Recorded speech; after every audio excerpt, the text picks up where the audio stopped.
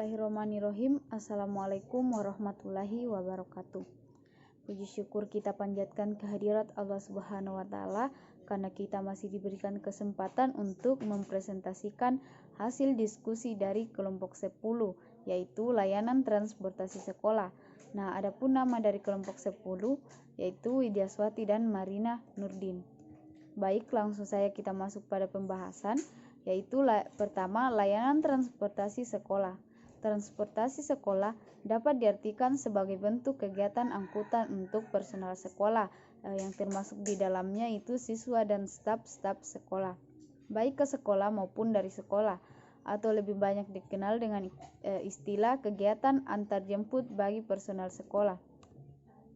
Kedua, tugas dan tujuan transportasi sekolah. Pertama, kita akan membahas tentang tujuan utama dari pelayanan transportasi sekolah, yaitu membawa siswa ke dan dari sekolah. Transportasi juga dimaksud untuk kegiatan karya wisata atau mengangkut siswa dalam kegiatan kurikuler dan lain-lain. Pada umumnya, manajemen transportasi menghadapi 3 tugas utama. Pertama, menyusun rencana dan program untuk mencapai tujuan dan misi organisasi secara keseluruhan. Kedua, meningkatkan produktivitas dan kinerja. Ketiga, dampak sosial dan tanggung jawab sosial dalam mengoperasikan angkutan. Mungkin itu materi dari saya. Saya serahkan ke pemateri kedua.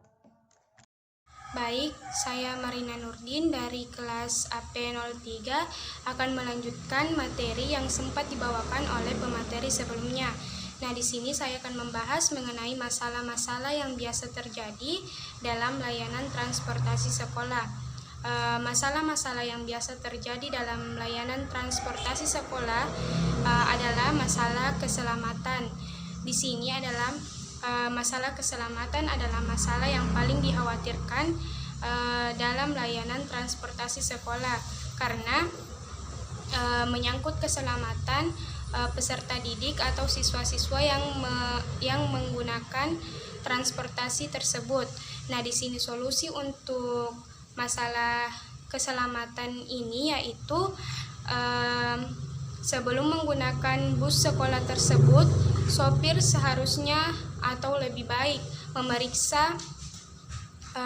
memeriksa keamanan dari bus tersebut agar tidak terjadi hal-hal yang tidak diinginkan saat memakai bus sekolah tersebut.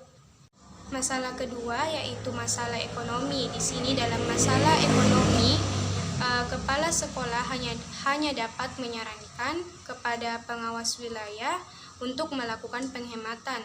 Penghematan dapat terwujud apabila rute-rute bis sekolah diubah dan mengatur jadwal perjalanan dan juga menggunakan bis sekolah tersebut secara efisien sesuai dengan kegunaan atau fungsi dari bis sekolah tersebut. Masalah yang ketiga yaitu kecukupan. Pelayanan bis sekolah cukup bila dihitung dengan perbandingan murid-murid sekolah yang tinggal melebihi jarak 1 mil dari sekolah di mana transportasi tersebut disediakan. Beberapa ketentuan menyatakan bahwa 3 mil di luar batas pinggir dan pengecualiannya bila ada murid-murid yang tinggal melebihi radius ini diangkut dengan biaya umum. Di sini dalam pelayanan transportasi sekolah, bis yang digunakan juga harus memenuhi persyaratan atau dalam hal ini memperhatikan kualitasnya seperti kecukupan dalam jumlah kursinya. Dengan demikian dapat membuat murid-murid nyaman dengan pelayanan bis sekolah tersebut. Masalah selanjutnya yaitu efisiensi. Efisiensi merupakan salah satu kriteria yang diterapkan dalam mengevaluasi transportasi murid atau transportasi yang digunakan seperti bis sekolah. Di sini kewenangan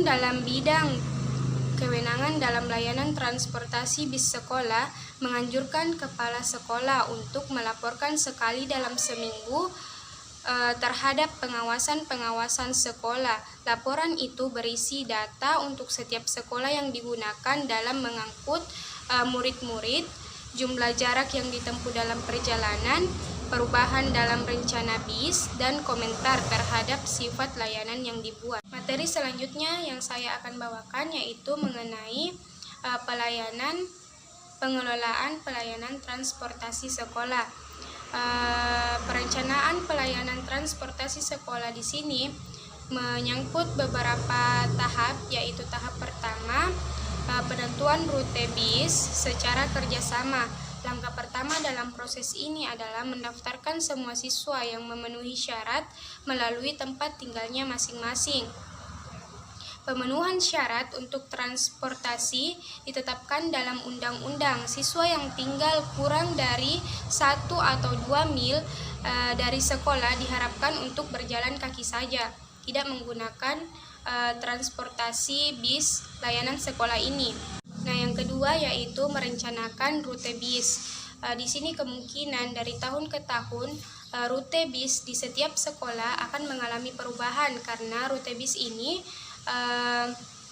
mengikuti alamat rumah dari masing-masing murid dalam sekolah tersebut. Nah,